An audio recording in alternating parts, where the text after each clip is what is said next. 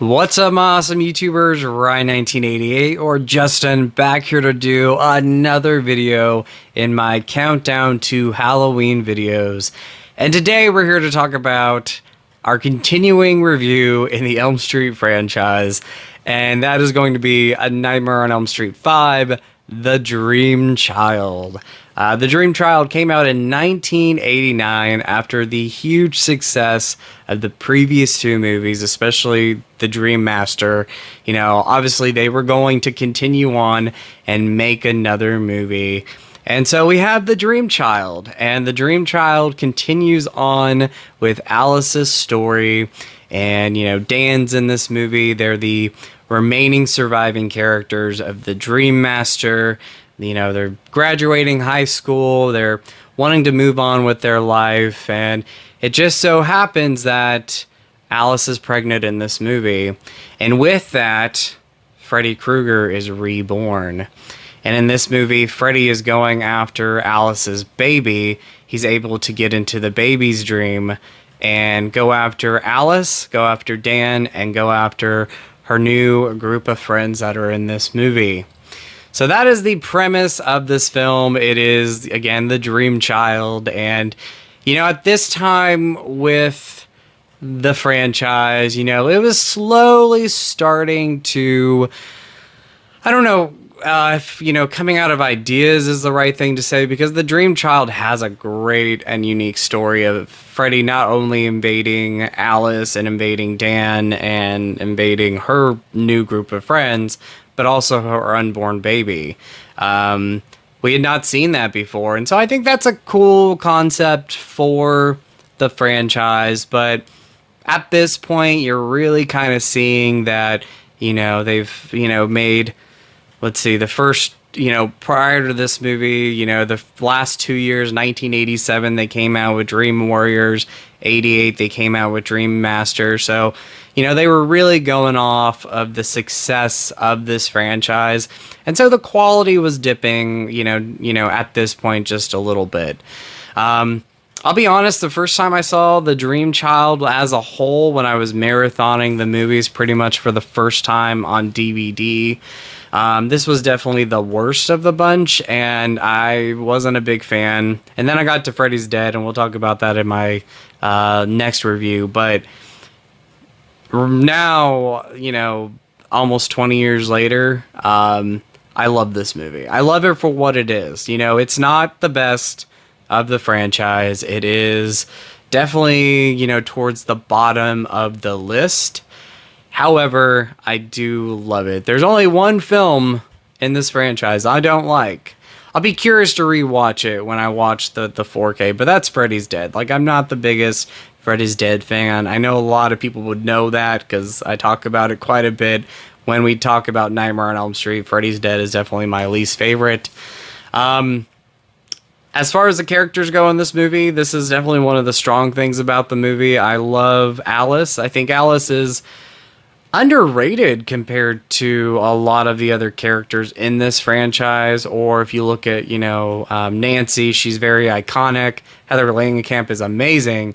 But I also love Lisa Wilcox, and I love the character of Alice. It would have been great to see her continue on after this movie, but we never got Alice again. However, Lisa Wilcox is amazing in 4, and she's amazing in this movie. I really love her performance in the film. She does a great job. Danny Hassel, Dan the Man. I love Danny Hassel. He's, you know, one of my crushes. Definitely, you know, my crush in the Nightmare on Elm Street franchise, but he returns in this movie. And, you know, he does a great job for what he has in the film. You know, his performance is great. My, again, downfall with, you know, this movie, one of my flaws with the film is they kill him off way too early. I feel like they could have added a little bit more of Dan in this movie, and that would have been great. Again, like with our remaining cast members that were the Dream Warriors in 4, they were killed off too soon, and I feel like Dan was killed off too soon in this movie, so it would have been great to have seen him in this movie just a little longer. But without a doubt, he has the most iconic kill in this movie, and one of the most iconic scenes where he pretty much transforms his body transforms in with this motorcycle. And so before he dies, you know, you have this whole dream sequence with him, and it's awesome. Love that. And I want to talk about the uncut version in just a moment. And you're introduced to a whole bunch of other characters in this movie, and the characters are great. Like I really enjoy these characters. You're invested in these characters. Yvonne's a great character in the movie. Greta's great. Mark's great. You know, some people, I don't know their feelings on these characters, if they like them or not. Like, you know, Nightmare 5 is not one of the most beloved movies in this franchise, but I, again, you know, love it now, and I appreciate this movie so much more now. Stephen Hopkins, I believe that's the director's name. He directed this movie. He really creates this gothic feel to it, and well, I don't think he's as strong of a director like Renny Harlin and some of our previous directors. I think he does a good job in this movie and does a solid job with the directing. Again, I really like the gothic feel of it.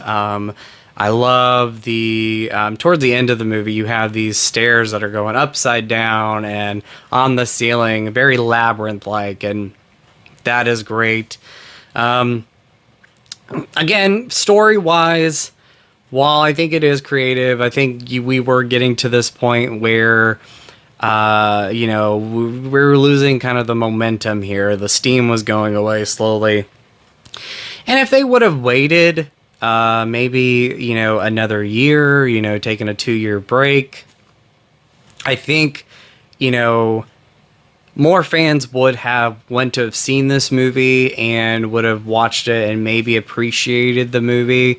I think it came out a little too soon. That was the problem with a lot of these horror movie franchises in the 80s, is that you had a huge successful run of movies. And 1989 was such a weird year for horror movie sequels, because Halloween 5 didn't do as well as Halloween 4. Friday the 13th Part 8 didn't do as well as the previous Friday movies. So, you know, 89, just in general for the horror movie genre, it was losing steam. You know, people were slowly going away from it, and they weren't as successful. And Dream Child was one of those movies. And again, while I love the movie, you know, still today people have mixed feelings of it. It ranks on their bottom of their list sometimes, and for me, it is on the bottom. But that being said, we don't really have too many Nightmare movies. You know, we have the first 7 films. We have Freddy vs. Jason, and we have the remake. And I'll say this: I enjoy this movie more than movies like Freddy vs. Jason, and obviously Freddy's Dead, which we'll talk about that. But again, if I had to rank it, it's towards the bottom.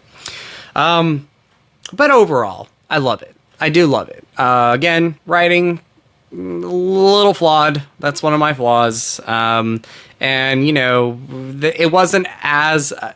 the movie wasn't as special as the previous movies. I feel like those films prior to this are much stronger, but I still love it for what it is, and I have a blast with it. It still has great one-liners from Freddy. You know, what is the line? Better buckle up, Dan. Like, that's a great line. He feels the need for speed. And then Greta's death. Okay, let's talk about the deaths real quick, because I want to mention that. There are some great deaths in this movie. There's some of the weakest deaths in this movie, but there's some great ones too. So you got a balance there. Next to Dan's death, Greta's death in this movie, and we're going to jump into the uncut stuff. Let's just do that right now. So Dan and Greta's deaths in the uncut version are much longer than they were in the theatrical cut. In fact, the MPAA really cut those down because they were pretty brutal. And when you watch the movie, like I watched the movie last night, and the deaths are brutal. They're some of the most brutal deaths in this movie. Are they, you know, Tina death-wise? Are they up to that standard? No, but when you've seen the theatrical cut for the longest time and you see that they cut out quite a bit of Greta's death, and they cut out quite a bit of Dan's death. It's crazy, and it's crazy how much of a difference it is. But there is a difference there, and when you watch the theatrical scenes and then you go and watch the uncut stuff, it is just insane how much of a difference it makes. Greta's death, like Freddy is feeding her insides to her. You don't see that in the theatrical cut. It's a disturbing death. It's one of the best deaths in the movie, but it's disturbing. I've always liked that death. I think it's pretty creative. You have this scene where Greta, before she dies, is, talking to her mother, and her mother is very much like wanting to make her daughter a model, and she, has to watch what she eats, and she can't eat this and she can't eat that, and she's always watching her daughter. And, at one point, just Greta stands up and says, how about I just eat the whole dang thing and blah, blah, blah. And I don't know the words word for word, but, she's standing up for her mom. And then you hear Freddy say, "Madam, if I may."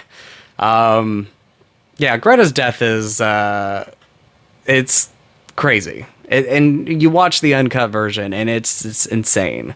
Greta's also one of my favorite characters in the franchise. I just absolutely love her.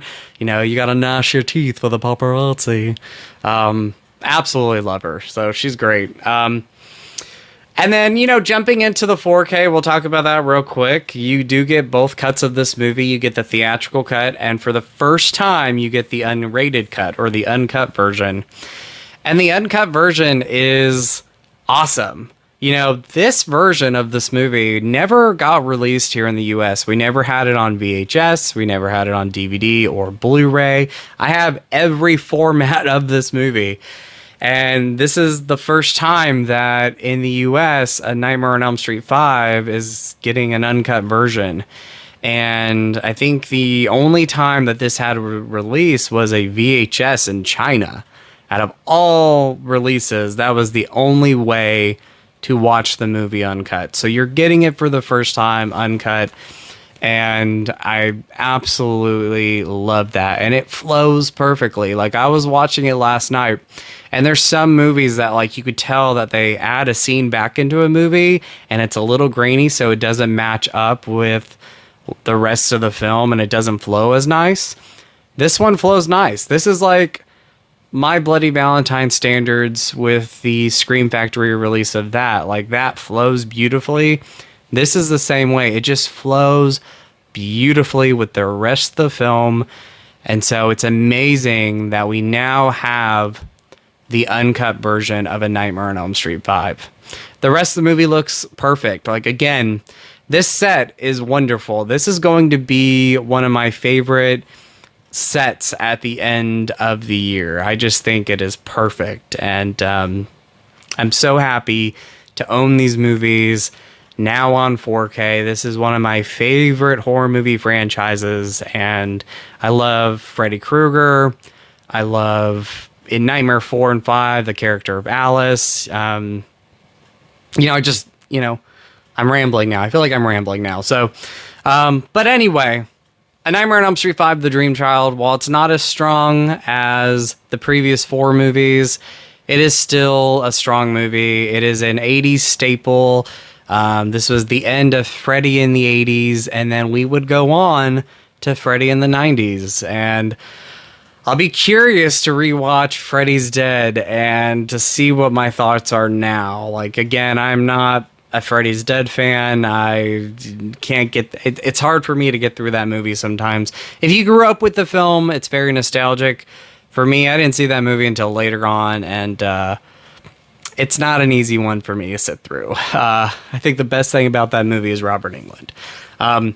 However, Nightmare on Elm Street 5, The Dream Child, going back to this, definitely pick up this set if you can get it on 4K. Watch the uncut version. I wish we would have had these on Blu-ray. The uncut version should have been on Blu-ray. I think for people who don't have a 4K player, they deserve to see what Warner Brothers did with this transfer. It's a beautiful transfer, and I think it would have been great to have had these on Blu-ray as well.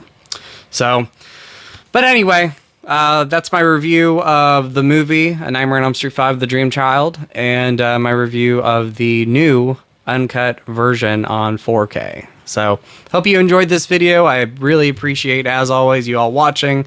Thank you so much, and stay tuned for more videos in my countdown to Halloween videos. I'm not just going to talk Nightmare on Elm Street. We're almost done with those. I'm going to talk about plenty of other films, but with this set being out now, I really want to talk about each one of these movies and give you my opinion on them. Nightmare 1, I did a video a while back, so you could check that out. That's not part of this review series because we did have a 4K release of that, and again, that just looks amazing, and it's the best we've had with the Nightmare on Elm Street. But it's amazing to have these sequels now on 4K, and I'm looking forward to continuing on with this review series. We have 2 more after this.